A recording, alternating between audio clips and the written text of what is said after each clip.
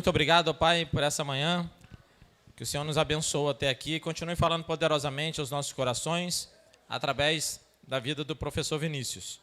Nós possamos ter entendimento de tudo aquilo que ocorreu para que nós pudéssemos estar aqui nessa hora falando do Senhor. Então, muito obrigado, que o Senhor esteja falando a esses corações através da vida do nosso professor. Em nome de Jesus é que nós pedimos e já te agradecemos. Amém. Graça e paz, queridos. Tempo de bastante expectativa. A gente tem falado muito nesse tempo a respeito de política, porque a fé, como a gente tem visto, ela acontece na polis, na cidade, e na cidade é onde acontece a política. Mas o pessoal está esquecendo que está chegando também uma data importante para nós, dia 31 de outubro, o dia da Reforma Protestante, o dia que vamos comemorar 505 anos da nossa Reforma, do movimento que começou lá com os pré-reformadores, John Wycliffe. A gente vai caminhar um pouquinho. Quem esteve aqui durante o seminário vai ver muita coisa repetida, vou repetir muita coisa e algumas coisas novas, amém? Então, 505 anos da Reforma Protestante. Antes da gente entrar aqui no slide propriamente dito, a Reforma ela vai começar ali no século XV. No século XV, através de um movimento chamado a Renascença. O que é esse movimento? É um retorno dos clássicos gregos, do pensamento, da filosofia de Aristóteles, de Platão, um retorno às artes. A arte vai ficar muito em evidência, as obras de arte, as esculturas, aquela glória que tinha o Império Romano. Essa glória vai ser trazida de novo agora para esse mundo que está pulverizado de nações diferentes. Não tem mais só do lado ocidental da Europa, não tem mais o Império Romano como uma só nação, mas a gente vai ter vários imperadores, vários reis. O Islã já vai estar disseminado por essa região, a gente vai ter o catolicismo e o islamismo. E por causa desse movimento da Renascença, o Papa Leão X, ele vai querer revitalizar a Basílica de São Pedro. A atual basílica que a gente tem lá em Roma, ele vai querer reconstruir essa basílica. Ela foi criada em 410 depois de Cristo, mas agora ele quer dar um ar mais sofisticado, um ar daquela glória do Império Romano para a Basílica de São Pedro. Então ela quer, para essa construção ocorrer, tinha que ter dinheiro. E a gente vai ver que o Papa ele vai levantar impostos para recolher esse dinheiro para poder reconstruir essa basílica. E algumas coisas vão começar a ficar bem estranhas na história da igreja. Então, esse período da Renascença, no século XV, e mais precisamente, em 1450, vai surgir a imprensa. Agora, o livro ele não é feito mais à mão, um por um. Vai ter uma máquina que vai imprimir página por página do livro.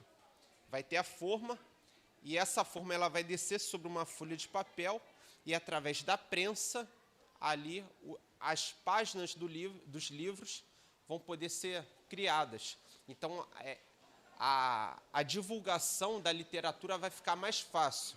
E por que isso é importante? Para disseminar o evangelho. O ambiente está todo sendo preparado.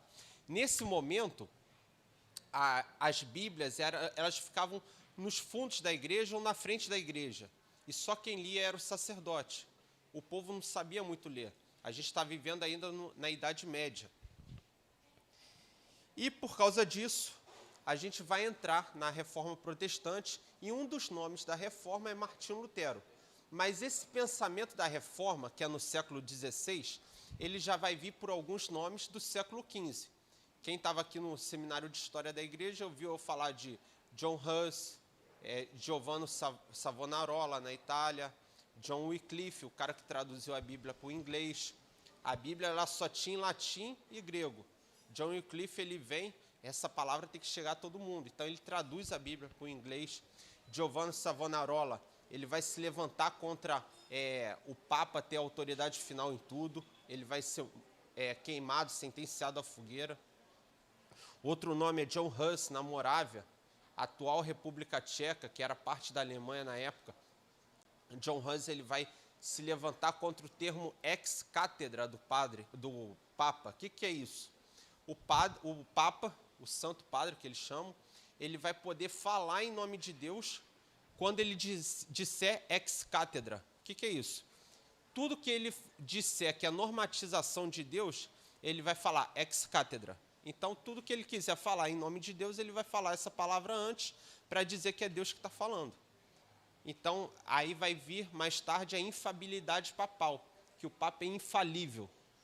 Então, John Hus ele vai se levantar contra isso, que a Bíblia que é infalível, a Bíblia que é inerrante, todos esses pré-reformadores vão botar a Bíblia como um manual de conduta e fé e prática, em contrapartida à palavra do Papa.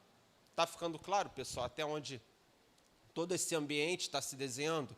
E no século XVI, a gente vai ter, em 1483, vai nascer Martinho Lutero.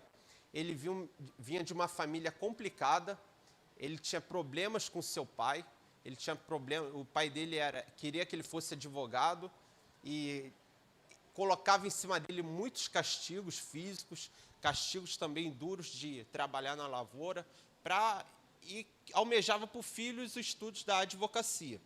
Então, com 22 anos, Martinho Lutero, deixa eu voltar aqui, ele passa por uma tempestade, e nessa tempestade, nesse campo, ele clama a Santa Ana e faz uma promessa a Santa Ana: se a senhora me livrar da morte, eu vou entrar para a vida monástica, a vida dos monges agustinianos, que era uma das ordens mais severas aí do monasticismo. Então ele vira monge, porque ele é livre dessa tempestade, numa tempestade de raios. Um carvalho cai do lado dele e ele é atingido por esse carvalho, mas ele sai vivo. Então ele, por temer ali a promessa que ele fez para Santa Ana, ele entra para a vida monástica, ele vira padre, e ele quer fugir do ambiente de casa, porque o pai dele era um opressor dentro da casa dele. Então, para ele fugir do ambiente de casa e com medo da promessa que ele fez a Santa Ana, ele entra para a ordem agustiniana, uma das ordens mais severas do monasticismo da época. A gente tem, desse movimento dos monges, basicamente duas ordens que davam mais certo naquele período. A ordem agustiniana, que queria um cristianismo mais puro, que não se envolvia tanto com Roma, e a ordem dos dominicanos. Era uma ordem monástica que já não vivia isolada, mas já vivia próximo a Roma, já era mais contextualizada na época. Então, Martinho Lutero ele sai vivo dessa tempestade, ele entra para essa ordem e ele tem dentro dele um sentimento muito grande da sua pecaminosidade. Ele vive aquele medo da população da época medieval, da morte, do julgamento de Deus. Ele se considerava altamente pecador. E agora ele, como na ordem monástica, aqui a gente vê ele durante a tormenta ali, ele tinha muito medo, essa imagem até usei em aulas passadas aqui, ele tinha muito medo da morte, do julgamento de Deus, porque ele tinha consciência dos seus pecados. E agora, nessa ordem monástica, ele vai ser altamente confrontado com essa natureza pecadora. Ele vai ser altamente confrontado pelos seus pecados. No livro dele vai falar que ele passava até 2 horas se confessando.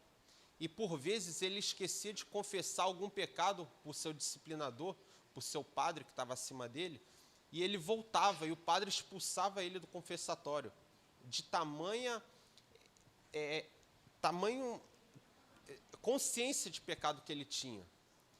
E ele vai falar que para ele a frase "a justiça de Deus" era muito dura, porque em determinado momento ele vai ser encontrado pelo seu padre e vai falar assim, que ele odiava a Deus, porque ele nunca conseguia cumprir a justiça de Deus.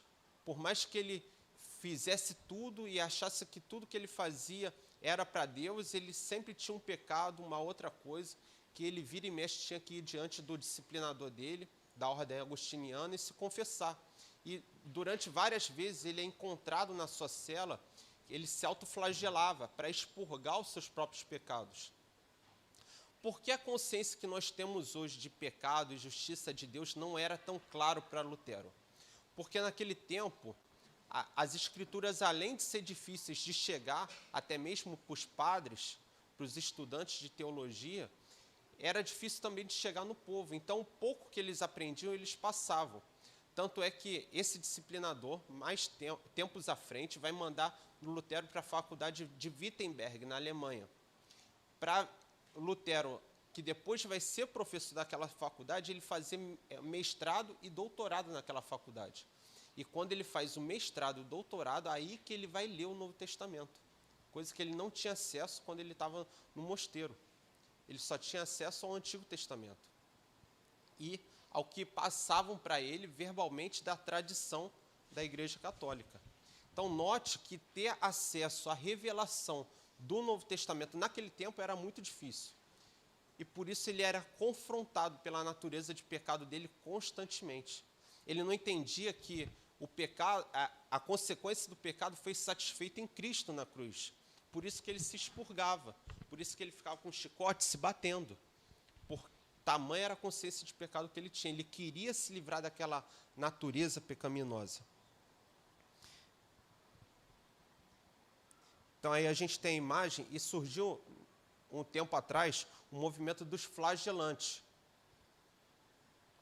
que era alguns monges que iam para o deserto para fugir do mundo, para viver longe do mundo, viviam sozinhos para fugir dessa realidade de pecado. E toda vez que eles pensavam algo errado, só de pensar, eles já se flagelavam para expurgar os seus próprios pecados. E Martinho Lutero, ele vai nessa também, ele vai para o seu quarto, ele se flagela para tentar retirar essa natureza de pecado dele, na base da força mesmo. Então, antes de eu entrar no início da tormenta, Martinho Lutero, ele era tipicamente um homem medieval, naquele tempo medieval, altamente com medo da morte, com medo do juízo, com medo da ira de Deus. A palavra justiça de Deus para ele era algo muito pesado.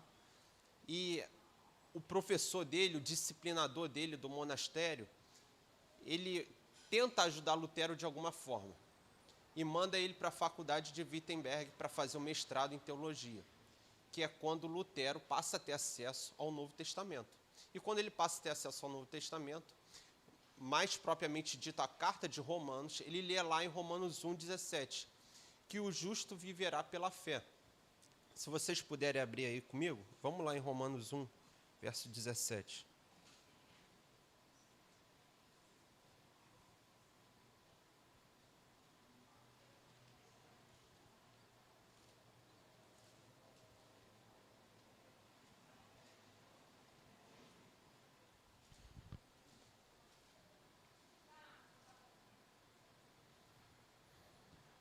Acharam aí? Visto que a justiça de Deus se revela no Evangelho, de fé em fé, como está escrito, o justo viverá pela fé. Martinho Lutero, ele não conseguia fazer o link entre a primeira parte e a segunda parte desse versículo. Visto que a justiça de Deus se revela no Evangelho, de fé em fé. Como está escrito, o justo viverá pela fé. Então ele pegava esse termo, a justiça de Deus, e ele achava que tinha que ser satisfeita nele. Ele tinha que se apresentar a Deus como justo, e ele nunca conseguia. E esse era o maior conflito dele. Por isso que ele falava que essa frase, a justiça de Deus, era muito pesada para ele. Ele não conseguia se apresentar justo. Aí fala aqui, que a justiça de Deus se revela no Evangelho. Ou seja, a condição de alguém ser justo, a condição, os requisitos para ser justo estão no Evangelho. A revelação para alguém ser justo diante de Deus está no Evangelho. Aí vai falar de fé em fé. Então, o requisito para alcançar a justiça de Deus é justamente a fé. A fé em quem? A fé no que Cristo já fez por mim. E quando Lutero entende isso, ele vai entender a parte final. O justo viverá pela fé. Nesse momento, sai um peso das costas de Lutero. Nesse momento, ele vai falar que ele nasce de novo. Nesse momento, aqueles conflitos que ele tinha com a sua natureza pecaminosa, sai de cima dele e ele passa a andar, como a gente fala, mais leve, mais tranquilo. Porque ele entende que para ele ser justo diante de Deus, ele tem que crer na obra que o Senhor Jesus fez. E muita gente hoje não entende isso. Vive somente uma vida religiosa e não entende que o fato de eu crer no que Cristo já fez e todo o poder que isso carrega está somente em viver pela fé. Amém? Então, o início da tormenta, como é que vai começar a vida dele ficar atribulada? Em 1512, quando ele é mandado para essa faculdade, ele se forma no seu mestrado, no seu doutorado, ele começa também a dar aulas nessa faculdade. E aí, quando ele é deparado com esse texto de Romanos 1,17, as fichas dele caem, chega a revelação ao coração dele, e aí é o que ele vai advogar nos seus escritos. Tudo com base nessa revelação inicial. E ele vai defender que o crente agora da nova aliança tem que ter essa experiência com Deus, esse novo nascimento, essa experiência que ele teve, que todos nós temos que ter essa experiência de conhecer a Deus, de chegar à revelação no nosso coração. E aí é que ele fala: senti que havia nascido de novo e que as portas do paraíso me haviam sido abertas. Todas as escrituras tiveram um novo sentido. A partir de então, a frase "a justiça de Deus" não me encheu mais de ódio, mas se tornou indizivelmente doce em virtude de um grande amor. Ou seja, chegou agora a revelação no coração de Lutero. E a partir de entender o Novo Testamento com a ótica de Cristo, ele começa a escrever as suas 95 teses, que é contra a indulgência, contra a infabilidade do Papa, contra a questão da salvação, contra a questão da autoridade. Os principais requisitos da reforma foram contra a autoridade, contra a salvação. A autoridade do Papa, que hoje o catolicismo diz que o Papa está acima da Escritura, justamente pelo termo ex cátedra, que o Papa ele pode normatizar coisas que a Bíblia não diz, ele pode normatizar condutas morais e de fé, que a Bíblia não fala, ou seja, o Papa está acima e a Escritura está abaixo. Por que a Igreja Católica até hoje alega isso? Lá em Nicéia 325, o que a Igreja faz quando não era nem apostólica nem romana, ela era somente a Igreja Católica, que quer dizer católica de todos. O que a Igreja faz em resposta às heresias? Ela forma o credo, a apostolicidade, que é vir da doutrina dos apóstolos, e ela fecha o cânon, a Bíblia. Ela define a Bíblia. Então, a Igreja Católica, como aquela que definiu quais seriam os livros canônicos que comporiam a Bíblia, que iriam fazer parte da Bíblia, como a Igreja Católica definiu o que ia ser livro canônico ou não, ela se coloca acima da Bíblia.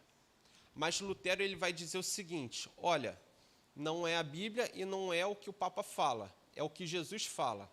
Mas o que chega mais próximo do que Jesus fala é a Bíblia.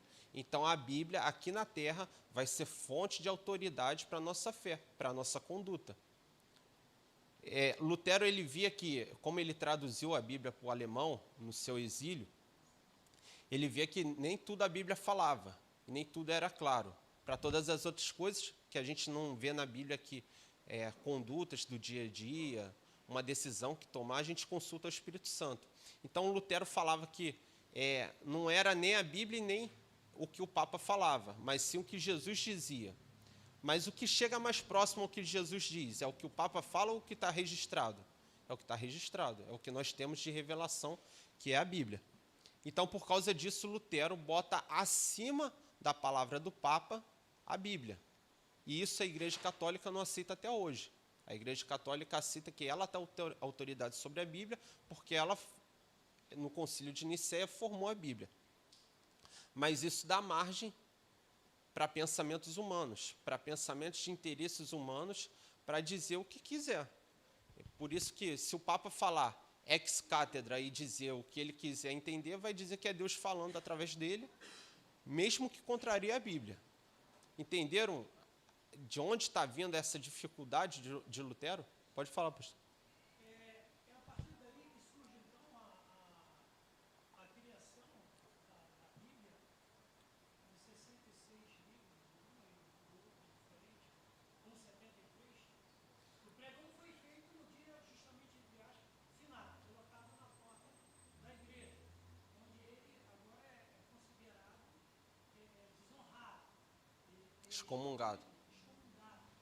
da igreja. Então é a partir daí então, que surge a visão da reforma.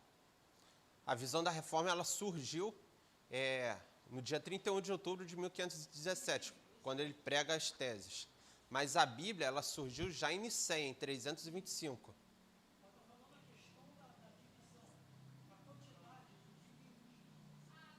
Ah, entendi. Então, Sim, a Bíblia dos católicos tem mais livros do que a nossa. Tem Macabeus 1, Macabeu 2. Qual o requisito que Lutero usou 66 ao invés de 73? Para um livro ser canônico, ele tem que ter a evidência interna e a evidência externa. O que é isso? É a evidência interna.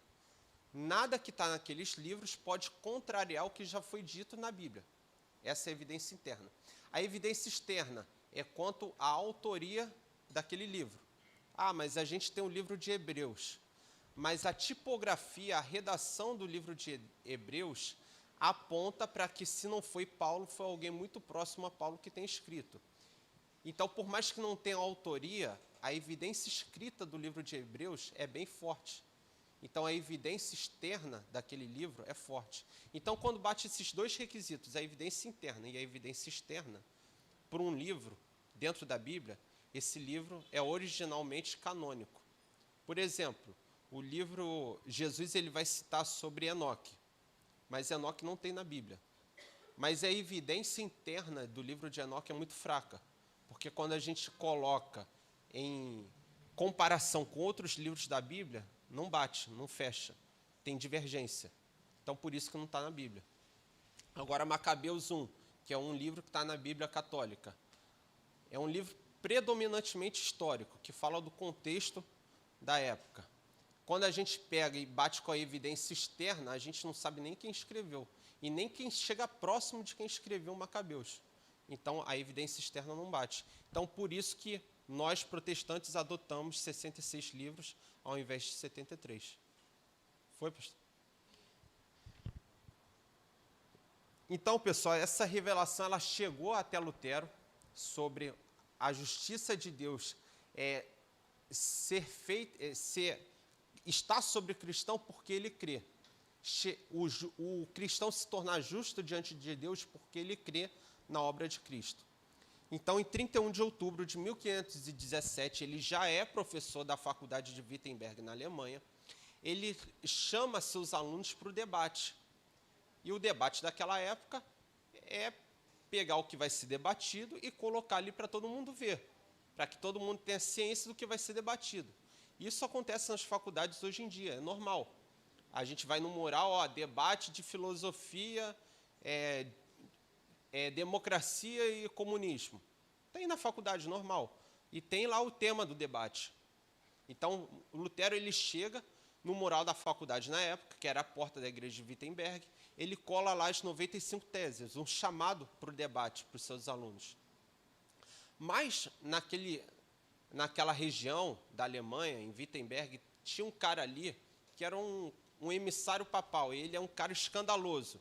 Ele vai falar muita coisa contrária, até o que a Igreja Católica mesmo pensa, e ele é um emissário papal, ele é um recolhedor de oferta, de indulgência. O que é indulgência? A indulgência é uma oferta que eu dou, que vai me poupar, que eu me flagele, que vai me poupar uma expiação pelos meus pecados. Por exemplo, eu pequei. Ao invés de eu me flagelar, ou ao invés de eu fazer uma promessa, subir 500 degraus de joelho, ao invés de tudo isso, o Papa, com o termo ex cátedra, falou assim: se alguém der uma oferta, esse pecado está perdoado. Se alguém der uma oferta, aquela pessoa, aquele parente que está no purgatório, vai sair do purgatório e vai para o paraíso.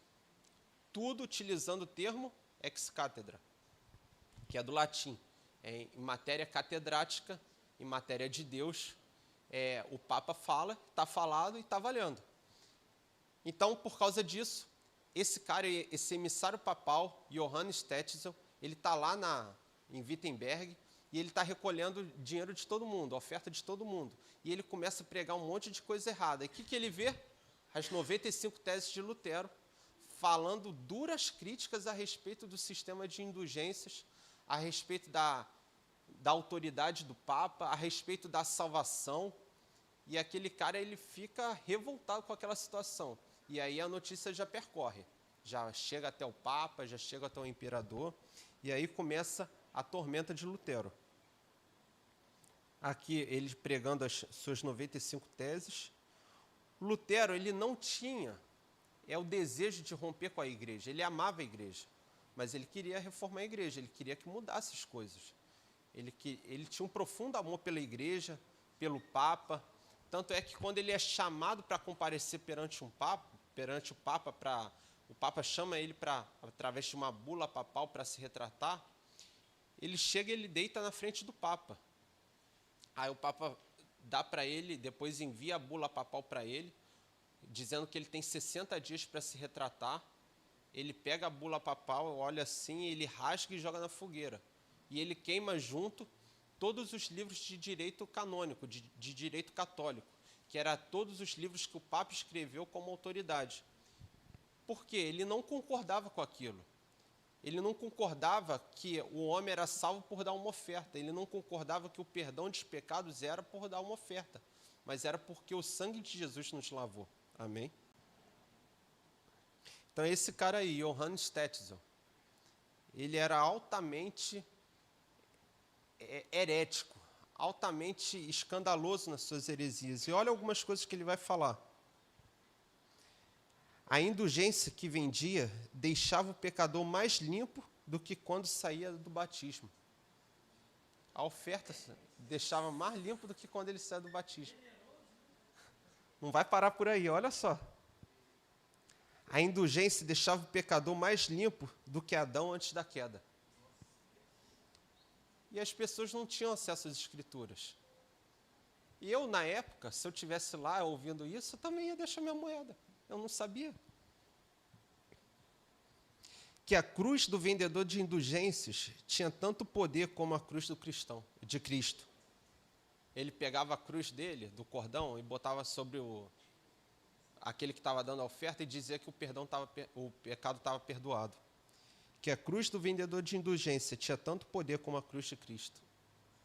Ele era escandaloso, ele fazia mesmo para causar comoção e as pessoas querendo, com aquele medo medieval do inferno, do julgamento de Deus, que também assolara no Lutero, tempos antes. A outra que ele dizia, se alguém comprar uma indulgência para um parente morto, tão pronta essa moeda caísse no cofre do altar, a alma saia do purgatório. É bom lembrar que a gente está chegando dia 2 de novembro, eu não sei se os irmãos aqui já tiveram acesso. No cemitério de Campo Grande, alguns anos atrás, era feita a missa ali, e os padres ordenavam as pessoas que pudessem colocar as mãos sobre os túmulos para que orassem ou rezassem para perdoar o pecado de quem está morto para que ele fosse liberto. Ainda acontece até hoje. Ainda acontece. E ainda acontece a indulgência pelos mortos. Que é o que os católicos vão... Exatamente. Que é tudo pago. E dependendo do quanto o cara foi mal, faz de sétimo, de 30, de até 1 ano. E vai fazendo, para expurgar os pecados. Vai subindo. Imagina só, a igreja católica naquela época, ela detinha o poder daquela região, da região que ela estava, o poder sobre os fiéis, com medo do julgamento de Deus, da ira de Deus, e o poder daqueles que já foram, porque ela podia tirar alguém do purgatório. A gente sabe que purgatório não existe. Ao homem que morrer só existe o julgamento, que é o paraíso ou o inferno. Mas isso é uma doutrina que foi divulgada na época, o purgatório. Não vou entrar aqui porque já é uma outra aula, um outro estudo. Mas a igreja ela dominava esses 3 campos. O campo local, que ela estava, o campo individual do fiel que ia ali, e o campo do fiel que já morreu, através do parente. O parente tinha a obrigação agora de expurgar os pecados daquele primo, daquele tio, tia, que já morreu. Então, era uma opressão muito grande. Seu parente morreu, ele pode estar no inferno por sua causa, se você não der uma moeda para tirar ele de lá. Então, olha que opressão era. Além da opressão pelo parente próximo, olha, você pecou. Então, dá alguma oferta aqui para ter o perdão dos pecados. E essa indulgência... Não era qualquer moeda, tinha valor, porque o papel que eles davam da indulgência, pelo perdão, tinha um prazo de validade. Alguns eram de 1 dia, outros de 7, 15, 30, 6 meses, 1 ano, eterno, mas aí aumentava o valor. E existiam aqueles também que tinham objetos santos. Como assim, objetos santos? Chamado relíquias. Se você pagasse para ir ver uma relíquia, dava um desconto na sua indulgência. Como assim? Eu paguei para ver uma relíquia, toquei lá na relíquia, vi, beleza, estou perdoado por 6 meses. Então vou comprar a indulgência de outros 6 meses. Aí fecha o ano. Olha como é que era. Que relíquia era essa? A palha da manjedoura, a madeira que lascou da cruz de Cristo, o pedaço do céu que caiu. Era tudo isso.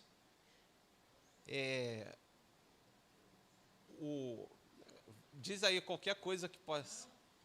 O manto de Jesus, a lágrima da imagem.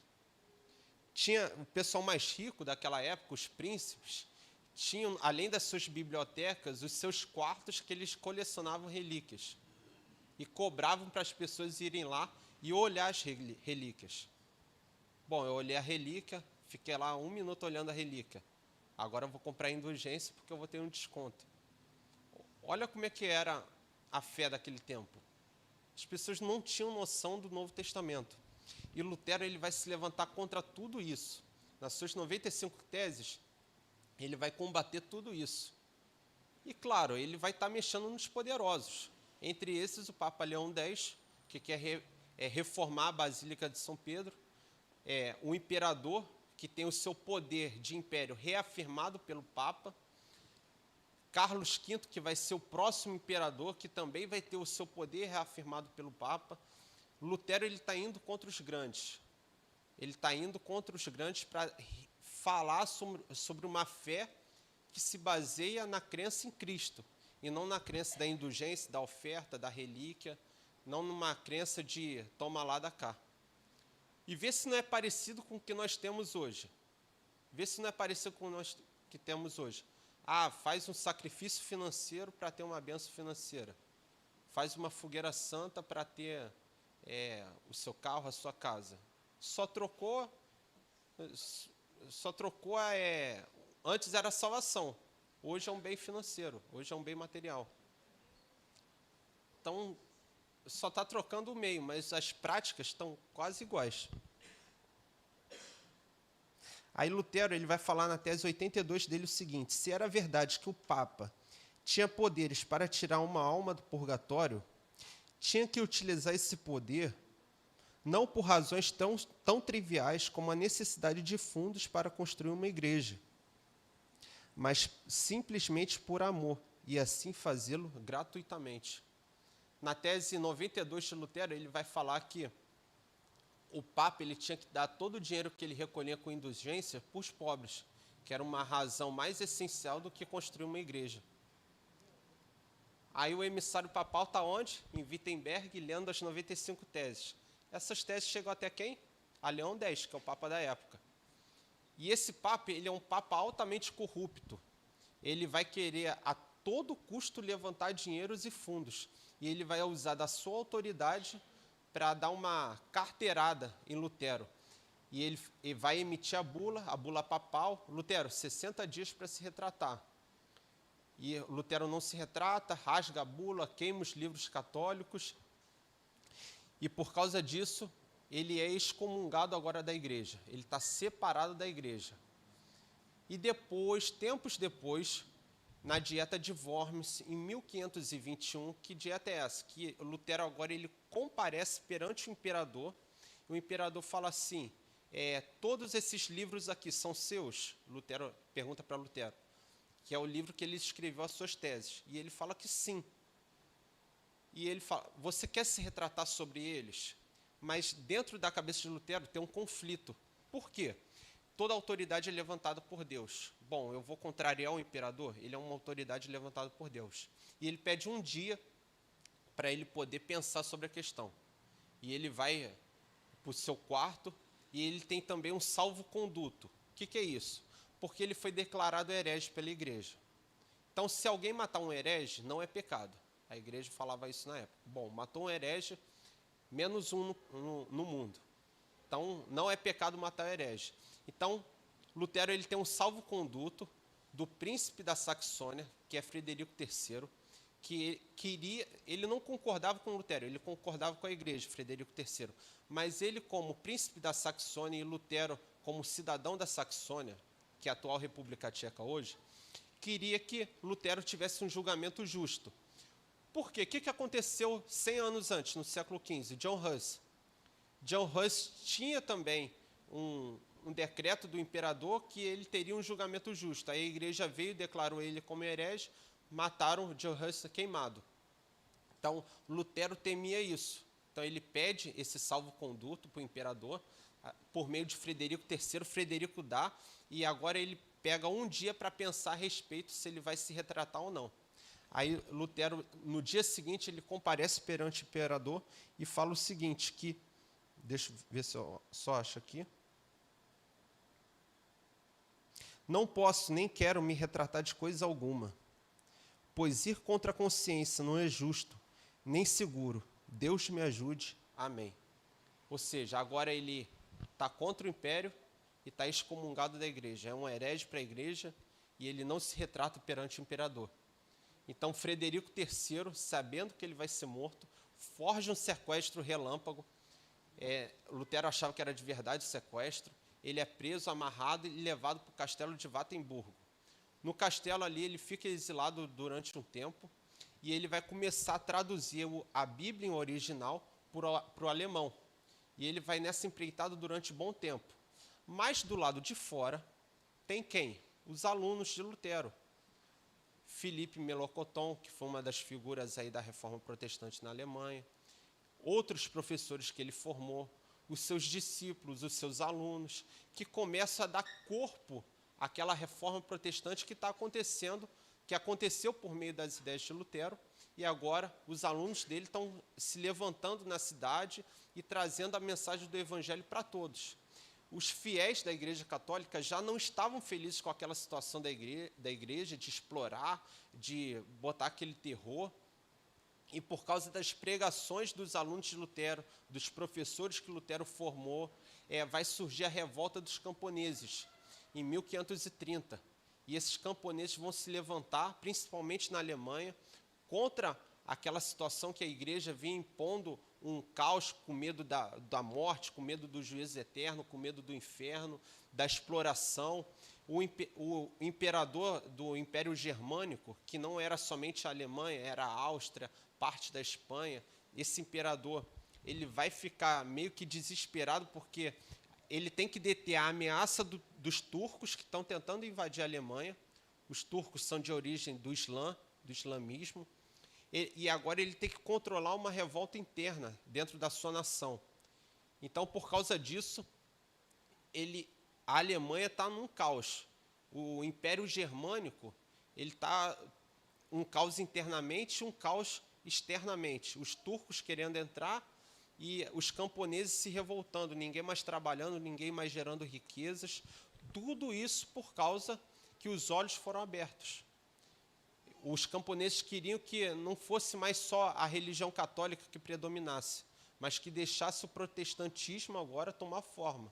Então, esses alunos de Lutero, eles começam a ir nas igrejas, queimar as estátuas, destruir os vitrais, até que Lutero sai do seu exílio e começa a falar que não era dessa forma, não era para ser desse jeito, mas o pensamento protestante ele já toma conta do Império Germânico. Eu estou pulando os slides porque muita coisa eu já fui falando. Lembra que eu falei que a imprensa surgiu em 1450? E o que Lutero fez no seu exílio no castelo de Wittenberg? Traduziu a Bíblia para o alemão. E aí, com a imprensa já existindo, ele começa a distribuir cópias das Escrituras. Mais a pregação dos discípulos de Lutero, dos alunos, dos professores que ele formou por todo o Império Germânico, a reforma começa a ganhar corpo. E o imperador tentando acalmar esses ânimos, tentando dar um fim nisso tudo, ter o apoio agora, porque se existe uma ameaça externa, que eram os turcos, querendo tomar o império, a nação ela tem que estar forte para evitar isso. E o imperador ele tenta trazer também os protestantes para debaixo da sua alçada, do seu governo, da sua proteção. E vai ser assinado, deixa eu só pular aqui, em 1555, o Tratado de Paz de Augsburgo. Os protestantes vão falar assim, imperador, alguns discípulos de Lutero comparecem perante o imperador e eles falam, nós queremos ter liberdade para a nossa confissão protestante, para a nossa confissão luterana. Em contrapartida, os protestantes vão dar apoio ao imperador para deter a ameaça do Islã. Então, por causa disso, foi assinado o Tratado de Paz de Augsburgo, que possibilita agora os protestantes professarem a sua fé livremente dentro do Império Germânico. E agora, o protestantismo ele começa a ganhar, não é a religião oficial, mas começa a ganhar liberdade de culto. Não vai ser mais perseguido dentro do Império.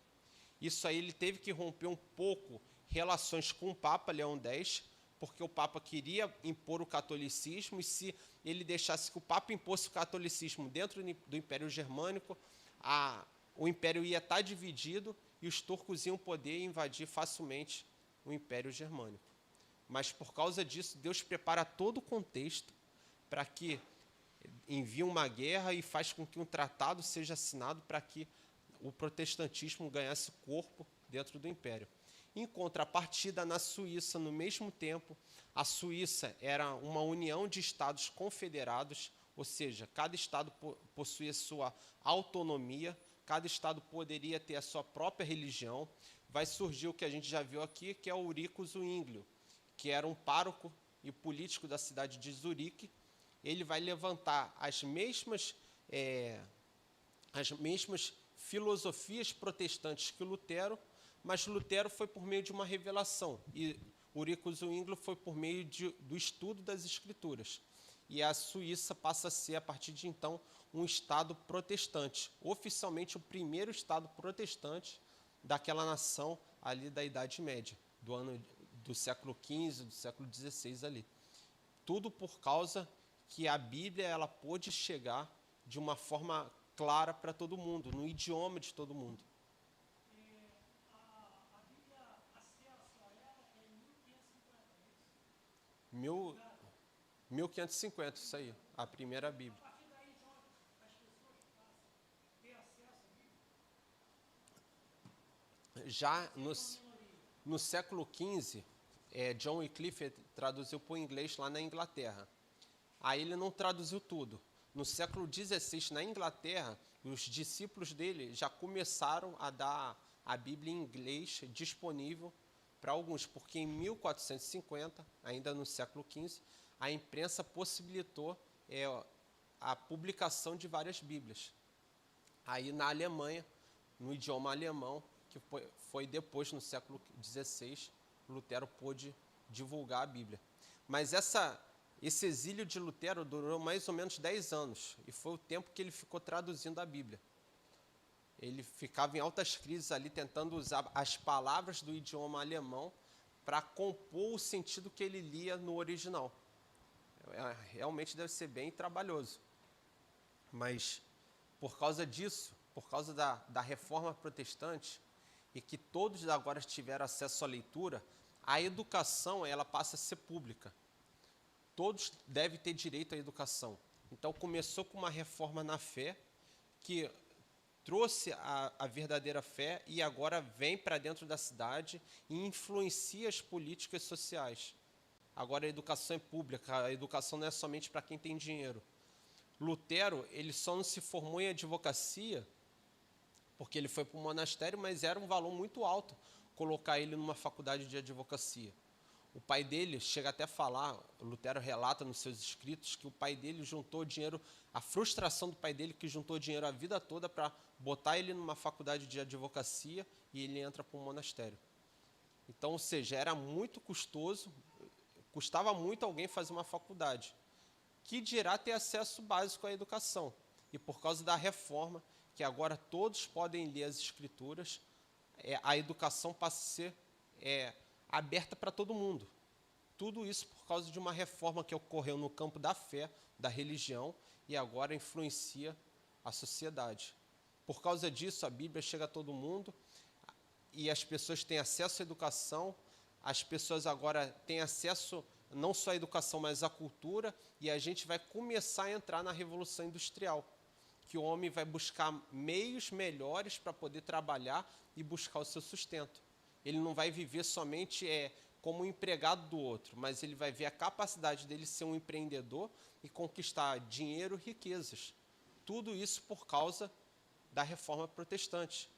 Claro que tudo em excesso é ruim, mas por causa de um ato no campo da fé que mudou a percepção, influenciou todo mundo e tem influenciado o mundo até hoje.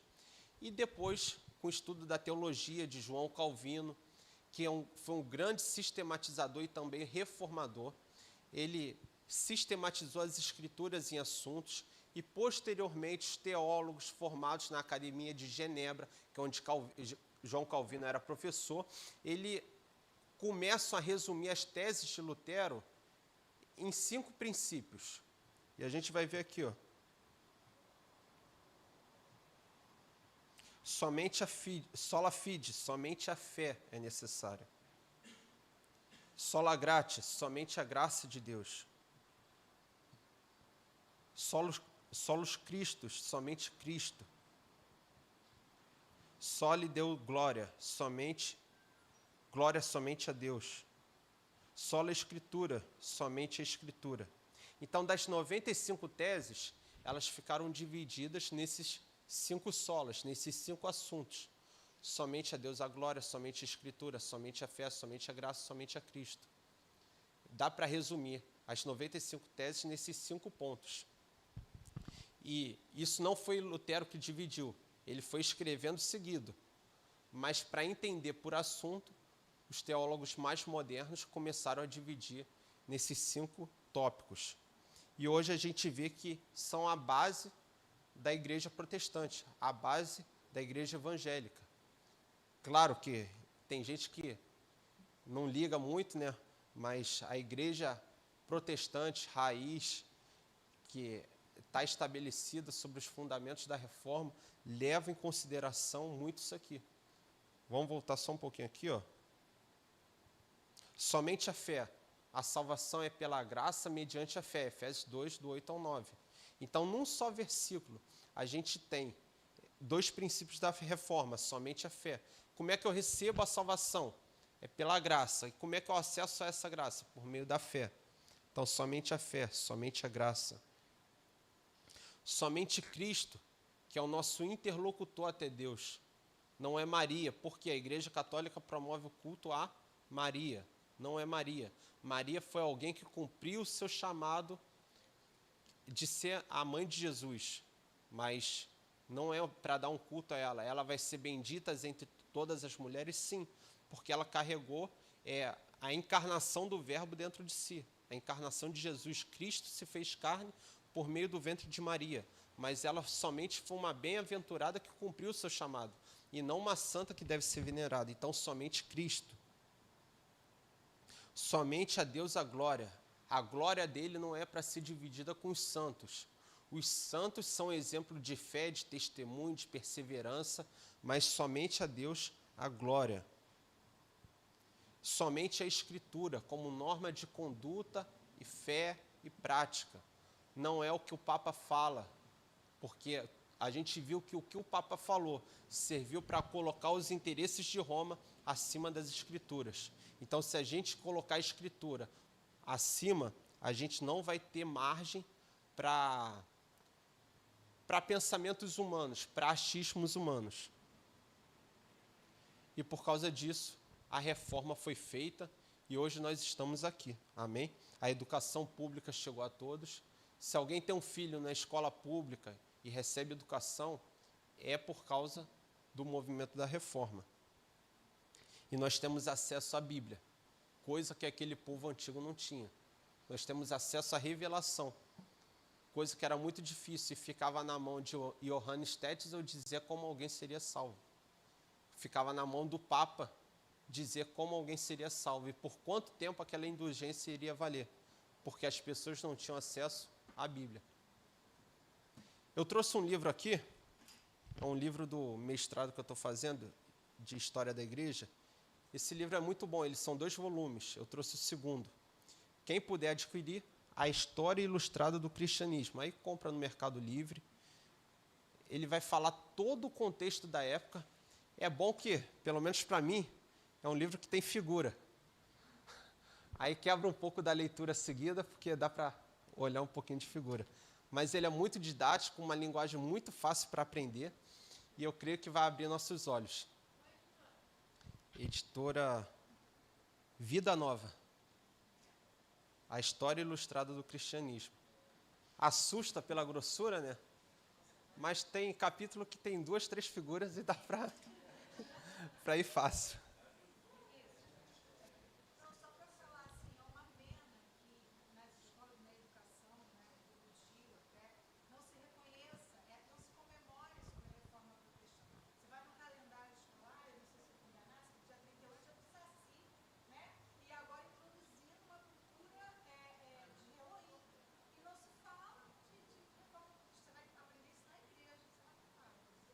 É lamentável.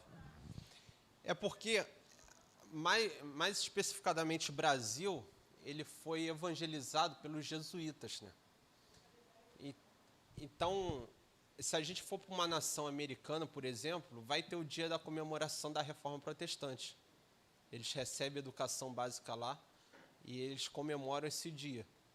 Claro que já está se perdendo também, comemoram mais o Halloween, outras datas deles, do que a reforma propriamente dita. Mas existe no calendário, na Alemanha, na Holanda, por mais que a Holanda esteja fria espiritualmente falando, nos Estados Unidos se comemora a data da Reforma Protestante.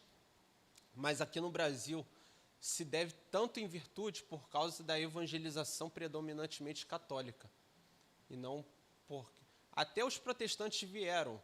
Lá em 1803, eles vieram, a primeira expedição lá de calvinistas, foram para Pernambuco e tal, mas não foi um movimento tão forte porque tinha um acordo que aqui... Porque quem mandou os portugueses para cá foi sobre a bênção da Igreja Católica. Então, não poderia construir templos protestantes parecidos com templos católicos.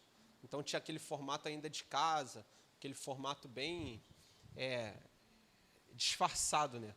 Só em 1903, olha, o decreto foi assinado em 1800.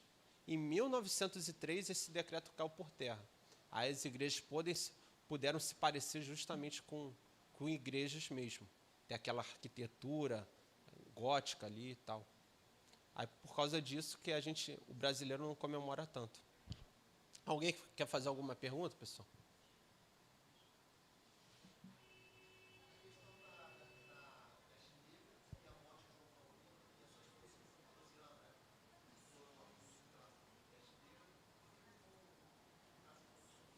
Pode falar um pouquinho alto, pô.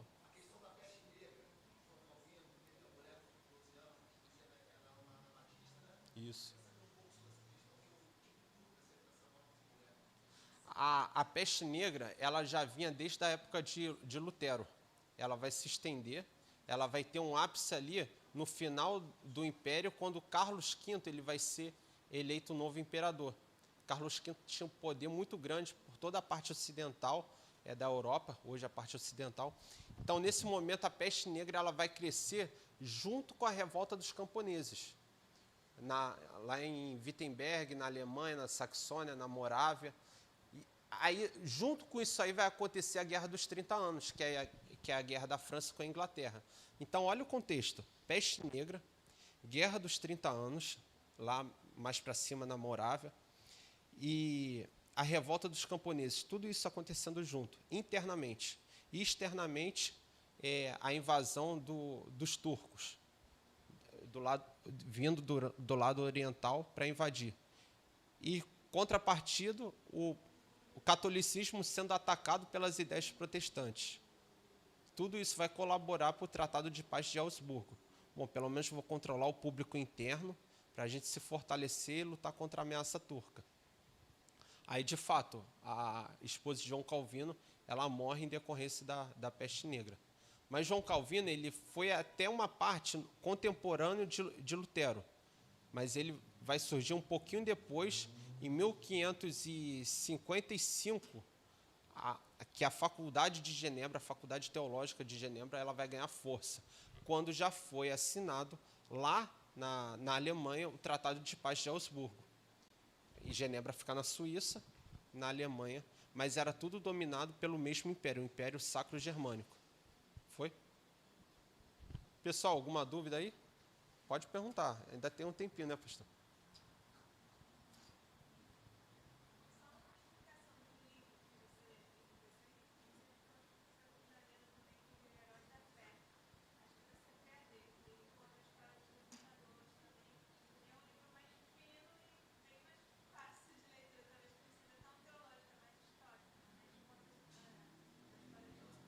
Esse eu acho que eu mandei, não mandei, pastor, no zap? Um fininho, Esse eu acho que eu cheguei a mandar para o pastor. Mas não cheguei a ler ainda não, porque eu estou com essa árdua tarefa aqui. Amém, pessoal? É um prazer estar aqui com vocês novamente. Obrigadão, pastor Nelson.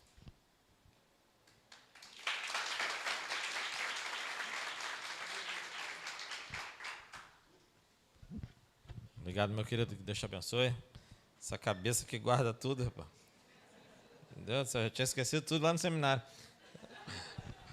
Mas é a benção, né? Então a gente... Não tem esse livro aí em áudio não, para poder dormir assim?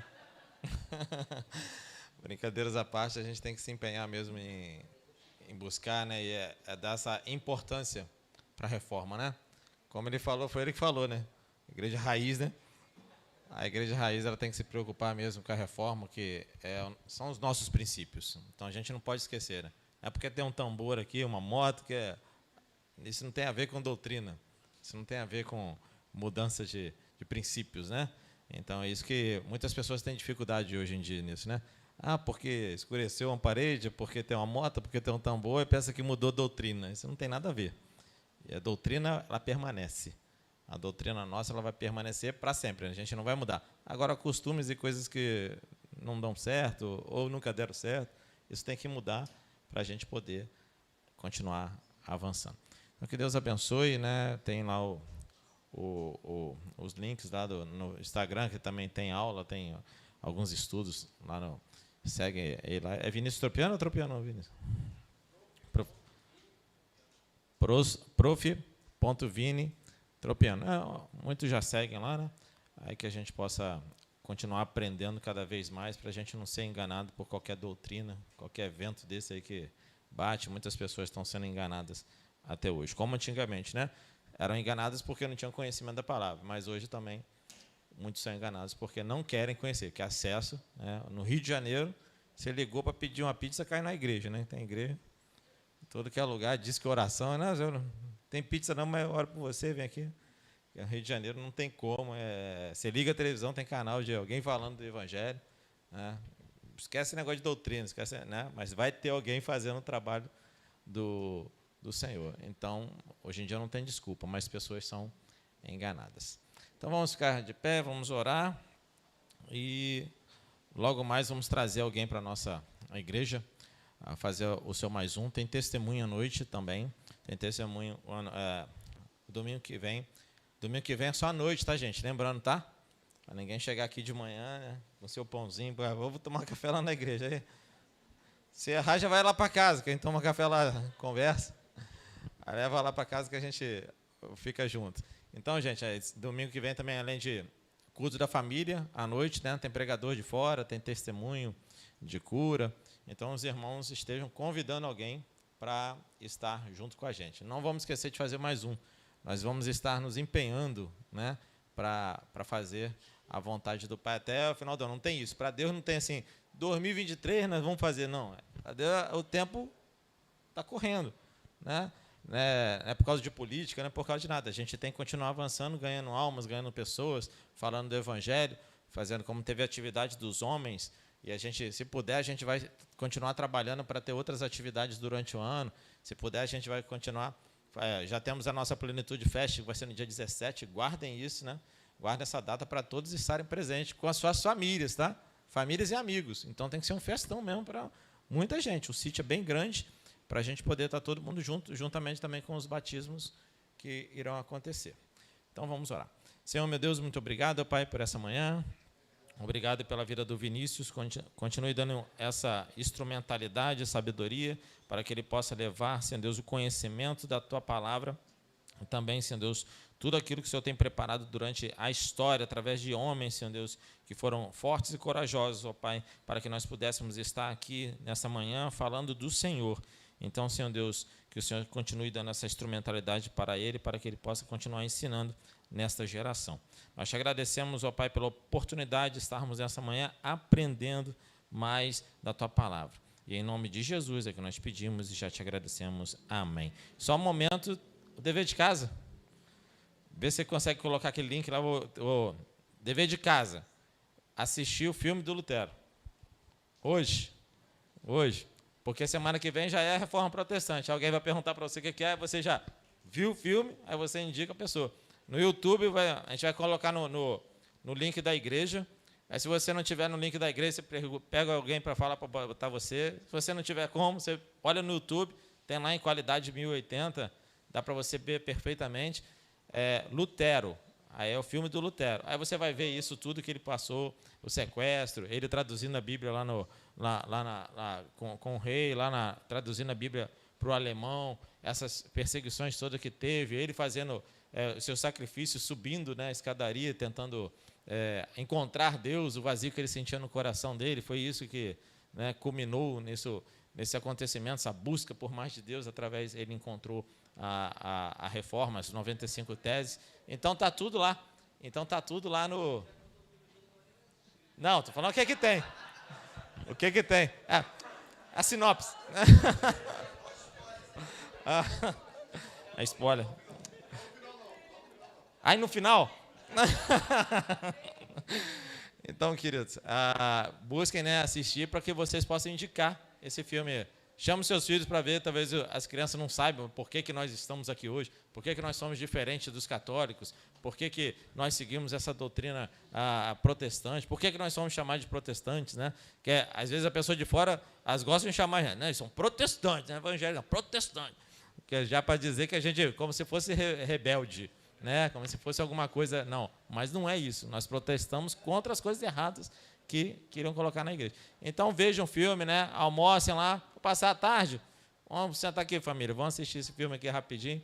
E depois você indica alguém para poder, semana que vem, no dia da Reforma Protestante, você poder também colocar lá no teu WhatsApp, no teu redes. Olha, assistem esse filme aqui, é bacana. E evangelizar também pessoas que têm dúvida a respeito disso. Amém? Estamos juntos na plenitude. À noite estamos aí com mais alguém para adorar o Senhor.